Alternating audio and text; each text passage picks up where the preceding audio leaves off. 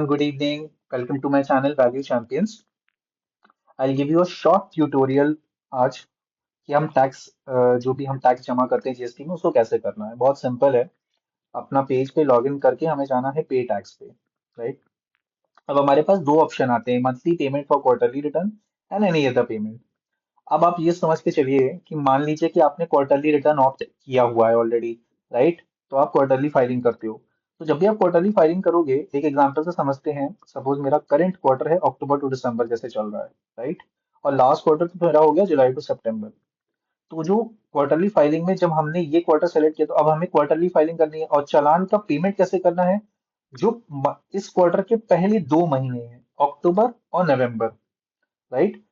किसी भी third month का नहीं, थर्ड मंथ का भी मैं बाद में बताऊंगा कैसे करना है। अक्टूबर एंड नवंबर यानी पहले किसी भी क्वार्टर के जो पहले 2 महीने हैं, उसका पेमेंट जब भी आप करोगे तो आप ये ऑप्शन चूज कर लेना, monthly payment for quarterly return, right. आप यहाँ भी देखिए, किसी भी क्वार्टर का देखिए थर्ड मंथ नहीं आ रहा है। अप्रैल में आ रहा है लेकिन जून नहीं आ रहा, जुलाई अगस्त आ रहा है लेकिन सितंबर नहीं आ रहा, राइट। क्योंकि जो पहले 2 महीने होते हैं किसी क्वार्टर के जिन्होंने क्वार्टरली ऑप्ट किया हुआ है, उसका पेमेंट आपको इसके थ्रू करना है, राइट। अब इसमें देखिए दो ऑप्शन आ रहे हैं, एक तो 35% चालान और एक चालान ऑन सेल्फ असेसमेंट बेसिस। अगर आप 35% चालान पैसे ऑप्ट करते हैं तो आपको क्या करना है, बहुत सिंपल है। इस क्वार्टर का जो भी आपकी लाइबिलिटी वो कैसे कैलकुलेट होगी, जो भी आपने लास्ट क्वार्टर में अमाउंट आपकी जो लाइबिलिटी थी, सपोज 50,000, तो इसका 35% विच इज 7,500। 12,500 है, इसका भी 35% 4,735, एंड 10,000 का 35%। तो ये आपको 35% चालान में आप यहाँ जमा कर सकते हैं उसके थ्रू, राइट। जो भी नेट लाइबिलिटी है उसका 35% हम यहाँ पे इसमें ऐसे जमा करेंगे इस ऑप्शन के थ्रू।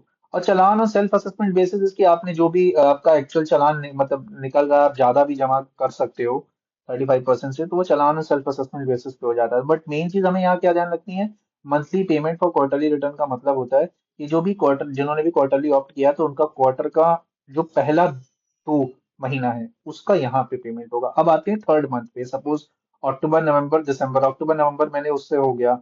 अब दिसंबर पे मेरे को चालान जमा करना है तो मैं एनी अदर पेमेंट ऑप्ट करूंगा। Any other payment is also very simple. अभी क्या है, इसमें प्रोसीड करके,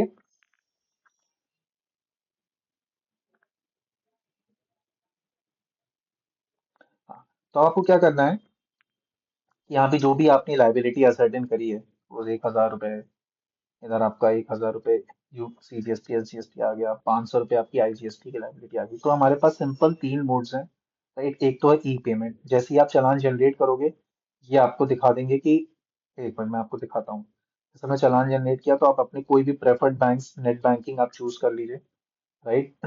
और वहां से आप अपनी net banking through log in करके वो पेमेंट कर सकते हैं, विच इज सिंपल, एक जैसे हम पेमेंट करते हैं ऑनलाइन कभी भी। अच्छा, उसके बाद अगर हमने सेकेंड मेथड से सपोज करिए कि किया हुआ है, तो अगेन मैं एक बार फिर से आपको चूज करके दिखाता हूँ यहाँ से। सपोज मेरी लाइबिलिटी है 1,500, देन अगेन 1,000, राइट।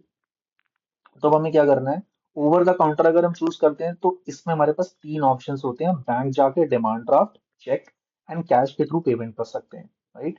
जब भी हम करेंगे तो उसकी हमें एक स्लिप मिल जाएगी, राइट, और वो अपडेट हो जाएगा पोर्टल पे। एंड थर्ड ऑप्शन होता है एनईएफटी आरटीजीएस। इसमें क्या होता है, सपोज करिए आपको जैसे मेरा, मैं अगर बताऊं, अगर बैंक ऑफ बड़ौदा है, तो हम जनरेट चालान यहाँ पे करेंगे तो हमें ना यहाँ पे देखिएगा नीचे आगे, सबसे नीचे अगर आप आएंगे तो यहाँ पे आपको एक अकाउंट वो मिलेगा, अकाउंट नंबर। तो ये वो बेनिफिशियरी अकाउंट नंबर है जिसमें आपको पेमेंट करनी है, राइट। ये 2,500 रुपीज जो भी आपकी लाइबिलिटी है, राइट। एंड बेनिफिशियरी आईएफएससी ये डालना है।